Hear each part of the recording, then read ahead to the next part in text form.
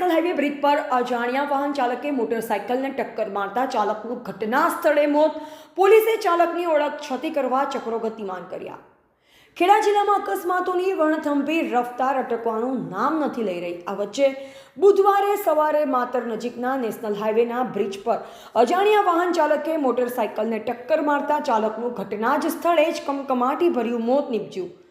પહોંચેલી પોલીસે ચાલકની ઓળખ છતી કરવા ચક્રો ગતિમાન કર્યા છે. ખેડા જિલ્લાના માત્ર પંથકમાંથી પસાર થતા અમદાવાદ વડોદરા નેશનલ હાઈવે પર આજે બુધવાર સવારે હિટ એન્ડ રનની ઘટના બની છે.